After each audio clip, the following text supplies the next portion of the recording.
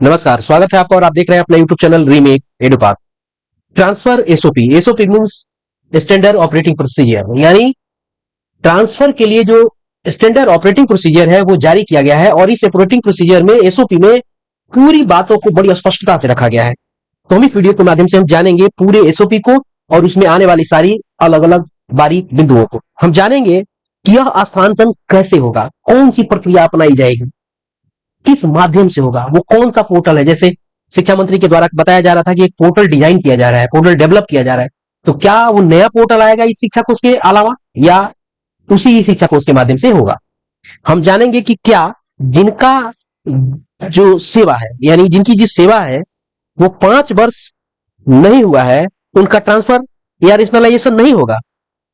जी हाँ, आपको ये पता था पहले नियमावली के माध्यम से, जो नियमावली आई थी, क्योंकि उसमें था कि 5 साल सेवा अवधि होने पर ही आपका स्थानांतरण होगा, यानी आप स्थानांतरण के लिए लाइबल हो जाएंगे। लेकिन यहां नियम बदला गया है, तो अब ये होगा कि उनका भी ट्रांसफर होगा और नियम बदल गया है, यानी 5 साल वाला नियम बदल गया है और 5 साल से कम अवधि के में भी अगर शिक्षक है कहीं, तो वो इस ट्रांसफर वाले मामले में आप दावा कर सकते हैं और ट्रांसफर के लिए वो लाइबल है। कौन सा नियम बदला है ये बताएंगे। प्रोबेशन पीरियड वालों का ट्रांसफर होगा या नहीं होगा। हम जानेंगे कि ट्रांसफर और रेशनलाइजेशन के लिए आधार वर्ष किस सत्र को माना गया है। जैसे समानुपातिकरण में बच्चों की संख्या, तो कौन सी संख्या, अप्रैल की संख्या, मई 2026 की संख्या, जून 2026 की संख्या, किसकी संख्या है। तो यहां स्पष्ट कर दिया गया है कि कब की स्थिति में बच्चों की संख्या को माना जाएगा, शिक्षकों की संख्या को माना जाएगा और शिक्षकों की सेवा अवधि की गणना का आधार वो कौन सा वर्ष होगा, वो आपको बताएंगे हम। कौन सी प्रक्रिया पहले होगी, पहले समायोजन होगा या पहले पारस्परिक हस्तांतरण होगा, सामान्य ट्रांसफर होगा, कौन सी प्रक्रिया होगी ये हम जानेंगे। बड़ा सवाल और बड़ी स्पष्टता के साथ यहाँ स्पष्ट किया गया है अधिशेष शिक्षकों को। कौन शिक्षक अधिशेष कहे जाएंगे, यानी किसी भी विद्यालय में सरप्लस टीचर कौन है, इसको आपको स्पष्ट कर दिया गया है। तो बहुत बड़ा है ये अधिशेष शिक्षकों के बारे में जानकारी। हम जानेंगे कि क्या महिला और पुरुष सभी को समान माना गया है।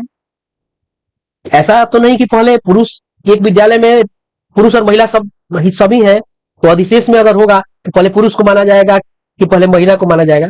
क्या ऐसा है, समानता है या कि असमानता यहाँ दिखाई गई है, यह भी हम जानेंगे।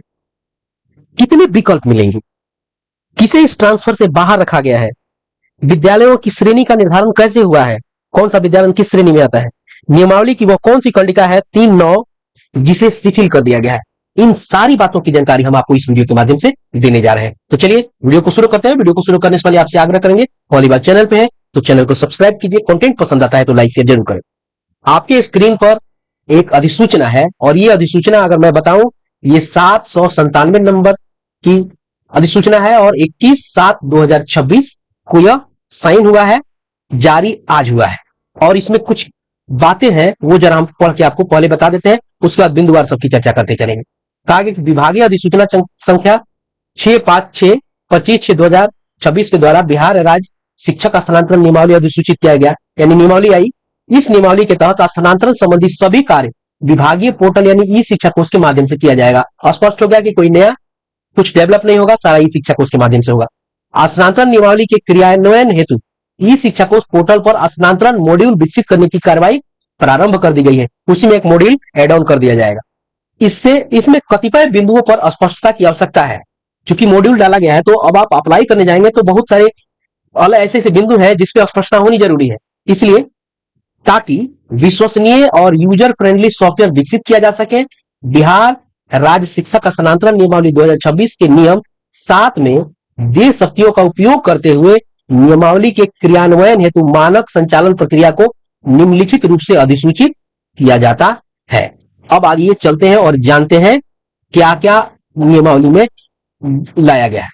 पहला बिंदु जो है ये इसमें है कि प्रथम संव्यवहार में नियमावली की कंडिका 3(9) में अंकित 5 वर्ष की न्यूनतम अवधि संबंधी शर्त को मात्र स्थानांतरण हेतु आवेदन के लिए निमित्त शिथिल रखा जाएगा। अब यहां देखिए, प्रथम संव्यवहार यानी पहले व्यवहार, प्रथम संव्यवहार में जो ये 5 साल की जो 3-9 कंडिका, इसको जरा देख लेते हैं, ये 3-9 आखिर है क्या, उसके बाद हम आपको बताएंगे। ये है नियमावली जो 656 है 25/6 को जारी हुआ था। इसमें 3-9 को जरा जान लेते हैं कि 3-9 कौन सी कंडिका है जिसके बारे में यहाँ कहा जा रहा है। ये 3 नंबर कंडिका है और उसकी उपकंडिका 9 में क्या कहा गया, शिक्षकों का स्थानांतरण सामान्यतः उनके सेवा काल के प्रत्येक 5 वर्ष पर किया जा सकेगा, यानी 5 वर्ष पे किया जा सकेगा। इसको क्या किया गया कि अभी शिथिल कर दिया गया, प्रथम संव्यवहार यानी अभी के लिए, अभी ये इसको शिथिल कर दिया गया है, तो यानी ये लोग भी ट्रांसफर में शामिल रहेंगे। अब देखिए, अब आगे एक और चीज स्पष्ट की गई, परिवीक्षा अवधि में रहने वाले शिक्षक, प्रधानाध्यापक, प्रधान शिक्षक स्थानांतरण हेतु पात्र नहीं होंगे। यहां 5 वर्ष की क्राइटेरिया हटा दी गई कि भाई 5 वर्ष अगर होगा तभी ट्रांसफर का पहले नियम था, लेकिन अब वो नहीं है, उसको शिथिल कर दिया गया है। शिथिल काय के लिए किया गया है, इस प्रथम बार के लिए, अभी बार जो काम चल रहा है, आगे से वो चीजें रहेंगी, लेकिन अब की बार वो चीजें भी नहीं रहेगी प्रथम समय में। आगे है, परीक्षा अवधि में जो लोग भी होंगे उनका स्थानांतरण नहीं हो पाएगा। स्थानांतरण हेतु सेवा अवधि, कार्यानुभव इत्यादि की गणना शैक्षणिक वर्ष की समाप्ति की तिथि 31 मार्च 2026 कट ऑफ डेट रहेगा, यानी 31 मार्च 2026 जो है वही कट ऑफ डेट रहेगा, न कि अप्रैल 2026, मई 2026 से कुछ नहीं।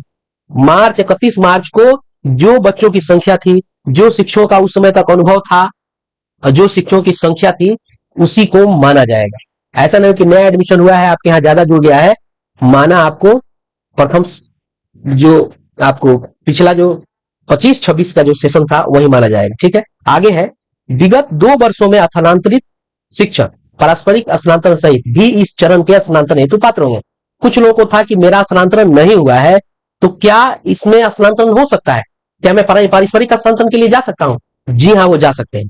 अभी पिछले 2 सालों में आपको स्थानांतरण हुए हैं, म्यूचुअल ट्रांसफर लोगों ने कराए हैं, वो लोग भी इसमें शामिल रहेंगे, उनका भी होगा। आगे है, विभाग द्वारा निर्गत मानक मंडल के आधार पर विद्यालयवार शिक्षकों की आवश्यकता के गणना हेतु शैक्षणिक सत्र 25-26 के नामांकन को आधार माना जाएगा। मैंने अभी ऊपर बताया है, यहाँ है 31 मार्च 2026, यानी 31 मार्च को जितना बच्चा आपके यहाँ था वही आधार होगा, उसी के आधार पे आपका ट्रांसफर होगा, आपके विद्यालय में शिक्षक आएंगे, अधिक होंगे वो जाएंगे।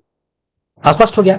उसके बाद यहाँ इस कंडिका जो 6 है इसमें बताया गया है कि 1 से 5 में वर्गावार शिक्षक रहेंगे, जितना वर्ग होगा आपको उतने शिक्षक आपको करने की बात हो रही है, शिक्षक वहां उतना ही भेजा जाएगा जितना वर्ग हो। उसके बाद जो मानक मंडल पहले बनाया गया था उस मानक मंडल के अनुसार तो काम होगा ही होगा, वही उसमें बताया गया है।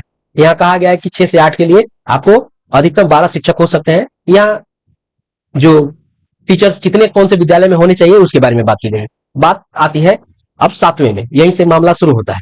समायोजन और समानुपातिकरण हेतु अधिशेष शिक्षकों वाले विद्यालय एवं शिक्षक अभाव वाले विद्यालय की सूची विभागीय पोर्टल पर प्रकाशित की जाएगी।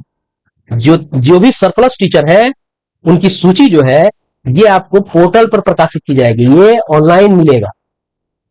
आगे है, अधिशेष एवं अभाव वाले विद्यालयों का जिला द्वारा सत्यापन के उपरांत अधिशेष शिक्षकों के रूप में ऐसे शिक्षकों को चिन्हित करने की प्रक्रिया निम्नवत होगी। अब देखिए, जहां अधिक शिक्षक है यानी सरप्लस शिक्षक है और जहां कम शिक्षक है, इसका जिला के बाद जब सत्यापन हो जाएगा तो अधिशेष शिक्षकों का जो प्रकाशन होगा और उन शिक्षकों को कैसे माना जाएगा कौन अधिशेष शिक्षक है एक विद्यालय में, तो उसकी प्रक्रिया निम्नवत होगी। क्या 5 वर्ष या इससे अधिक अवधि से संबंधित विद्यालय में पदस्थापित है तो उन्हें अधिशेष शिक्षक माना जाएगा। 5 वर्ष या इससे अधिक अवधि से पदस्थापित शिक्षकों की संख्या 1 से अधिक हो तो पदस्थापन अवधि के घटते क्रम में अधिशेष शिक्षकों को चिन्हित किया जाएगा। यहां स्पष्ट हो गया कि जो सबसे वरीय होगा वो सबसे पहले अधिशेष शिक्षक माना जाएगा। और कहानी यहां है कि 5 वर्ष से अधिक उनका होना चाहिए। अगर 5 वर्ष से अधिक शिक्षक हैं, वर्ष सेवा वाले शिक्षक हैं, तो जो सबसे ज्यादा जिनकी सेवा होगी उनको अधिशेष माना जाएगा, यानी सबसे वरीय में सरप्लस में प्राथमिकता वही। अगर 5 वर्ष में बहुत सारे शिक्षक हैं तो मान लीजिए कि अब उसमें क्या कैसे वरीयता होगी, जिसका जो सबसे ज्यादा दिन से पदस्थापित होगा वही वहां होगा। अब चलते हैं आगे। और उसको क्रम में मान लीजिए 4-5 लोग वहां से सरप्लस है, तो उसमें जो सबसे बढ़िया होगा वो पहले जाएगा, उसके बाद सीनियर दूसरा बढ़िया, नहीं यहाँ कहा गया घटते क्रम में, घटते क्रम में बनाएंगे, उसके बाद वाला, उसके बाद वाला, उसके बाद वाला, उसके बाद वाला, इस तरह से। अब आगे चलते हैं और जानते हैं आगे क्या है। किसी विद्यालय में, ये दूसरा बिंदु देखिए, किसी विद्यालय में पदस्थापित सभी अधिशेष श्रेणी के शिक्षकों की पदस्थापन अवधि 5 वर्ष से कम होने की स्थिति में उस विद्यालय में सबसे कम अवधि के पदस्थापित शिक्षक को अधिशेष शिक्षक माना जाएगा। यहाँ एक बात स्पष्ट किया गया है कि मान लीजिए कि अधिशेष जिस विद्यालय में 5 वर्ष प्लस से सेवा से प्लस वर्ष सेवा वाले हैं, वहां सबसे बड़े वाले को हटाया जाएगा, और मान लीजिए 3-4 है तो सबसे बड़े उससे नीचे ऐसे कर करके आपको आरोही क्रम में जो रहेगा उस तरह से वो चला गया, आरोही क्रम में। अब यहां देखते क्या है, ये वो कंडीशन ऐसे रहेगी, ऐसे ऐसे बड़ा, ऐसे ऐसे ऐसे ऐसे ऐसे ऐसे ऐसे ऐसे, ये हो गया, ये आपको आरोही क्रम हो गया। इस पहले सबसे बड़ा, उसके बाद छोटा, उसके बाद उससे छोटा, उसके बाद उससे छोटा, इस तरह से हो, यानी सबसे बड़ी पहले निकलेगा, उसके बाद दूसरा, तीसरा, ऐसे करके होगा। अब आगे चलते हैं और जानते हैं इस अगला कंडीशन क्या है। जहां 5 वर्ष से कम सेवा वाले शिक्षक है सारे के सारे, तो वहां जो सबसे कनीय होगा वो अधिशेष माना जाएगा। यहां स्पष्ट हो गया। अधिशेष शिक्षकों की पहचान वस्तुनिष्ठ पारदर्शी पोर्टल आधारित होगी। विद्यालय की आवश्यकता विषय जैसे जैसे होगा, विषय उनका क्या है, संवर्ग क्या है, इस आधार पर किया जाएगा। वर्तमान विद्यालय में योगदान की तिथि, अब देखिए यहाँ कैसे कर दिया गया है। अधिशेष शिक्षकों की पहचान की प्रक्रिया भी बताई गई है, वस्तुनिष्ठ पारदर्शी और पोर्टल आधारित होगी, ये पोर्टल से डिसाइड होगा। इसमें विद्यालय की आवश्यकता, संवर्ग, विषय, वर्तमान विद्यालय में योगदान की तिथि, उस विद्यालय में आपकी योगदान की तिथि क्या है, यह सबसे ज्यादा मैटर करता है। आयु तथा विभाग द्वारा अनुमोदित अन्य प्रासंगिक मानदंडों को आधार बनाया जाएगा। यानी समझिए कि जो सबसे सीनियर है, 5 वर्ष से ज्यादा सेवा है, वो वहां से जाएगा। स्पष्ट हो गया। 9वां है, अधिशेष शिक्षकों को शिक्षक आवश्यकता वाले विद्यालय में पदस्थापन स्थानांतरण हेतु विकल्प देने का अवसर उपलब्ध कराया जाएगा, और प्रत्येक अधिशेष शिक्षक विभागीय पोर्टल के माध्यम से रिक्ति शिक्षक आवश्यकता वाले विद्यालय की सूची में से अधिकतम 30 विद्यालयों की वरीयता क्रम में विकल्प देंगे। अब यहां कहा गया है कि 30 विद्यालयों का विकल्प शिक्षकों को मिलेगा, जो जिसमें अभाव वाले विद्यालय है, जो उसकी सूची आपको पोर्टल पर उपलब्ध रहेगा, और इसी अनुसार वो आपको विद्यालय में जाएंगे। अब उसी तरह आगे है जिला। यहां कहा गया कि अधिशेष शिक्षकों को उसके द्वारा जिला के अंदर दिए गए विकल्पों में से विद्यालय में स्थानांतरण पदस्थापन होता है तो उन्हें उक्त विद्यालय में स्थानांतरित कर दिया जाएगा, अन्यथा की स्थिति में संबंधित शिक्षक वर्तमान विद्यालय में कार्य करेंगे। मान लीजिए जिसका स्थानांतरण नहीं होता है तो जो जहां है वहीं कार्य करता रहेगा। आपको अप्लाई करना है, आपको अप्लाई करना है, ध्यान रखिएगा।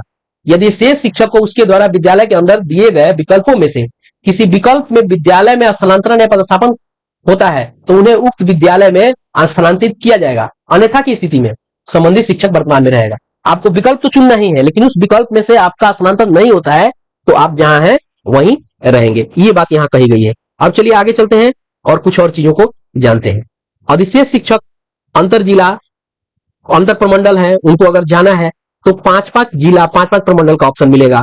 फिर उस जिले में चले जाएंगे, तब वो 30 विद्यालय को उनको चुनना होगा। लेकिन ध्यान आपको यहां रखना पड़ेगा, 30 विद्यालय, यहां 30 स्कूल उनको आराम से चुनना होगा, स्कूल चुनना होगा।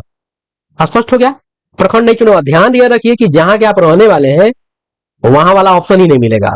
आप जिस प्रखंड में यदि पुरुष है तो वहां का नहीं मिलेगा, पंचायत है वहां का नहीं मिलेगा, तो आपको ऑप्शन मिलेंगे। आपको वहां बहुत ज्यादा कुछ करने की जरूरत नहीं है।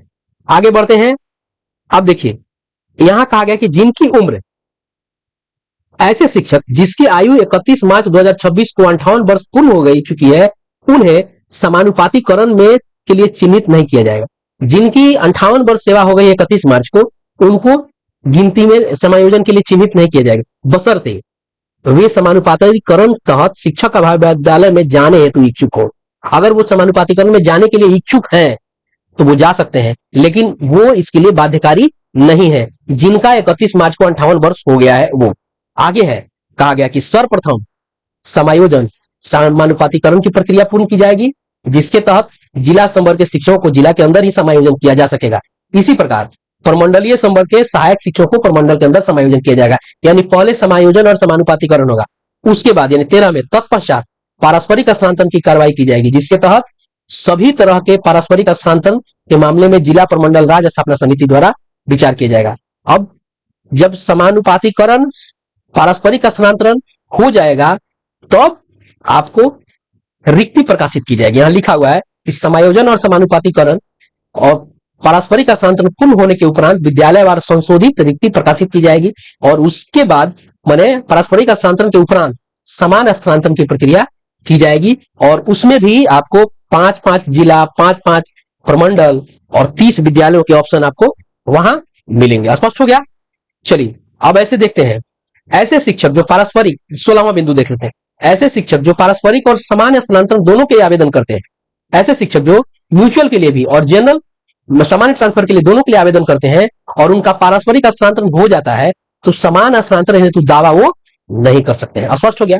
अब वही कुछ बातें यहां कही गई है। वरीयता का निर्धारण किया जाएगा सामान्य में, तो वरीयता के लिए जो नियमावली में जो पूरी वरीयता की श्रेणी बनाई गई है वो वहां है। अगर एक और बात यहां कही गई है, महिला पुरुष ऐसा कुछ नहीं है, जो सीनियर होगा वो जाएगा, चाहे वो महिला हो चाहे पुरुष हो। यहाँ एक 18 नंबर बिंदु में एक बात कही गई है, यदि किसी एक विद्यालय के लिए 2 महिला शिक्षिका द्वारा आवेदन किया गया है तो समान अंक प्राप्त करने की स्थिति में गृह प्रखंड वाली महिला शिक्षिका को प्राथमिकता दी जाएगी।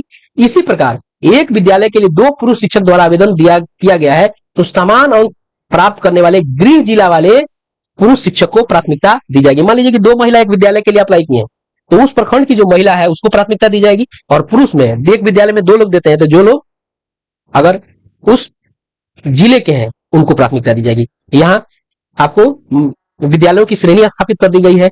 जिनका किराया भत्ता 20% है वो श्रेणी 1, 10% वाले श्रेणी 2, 7.5% वाले श्रेणी 3 और 5% वाले श्रेणी 4। इस तरह से बातें। उसके बाद आपको दिव्यांगता और इन सारी बातों पे बात कही गई कि कैसे कैसे उनका होगा, यानी वैध प्रमाण पत्र मान्य होगा एक सक्षम प्राधिकार से।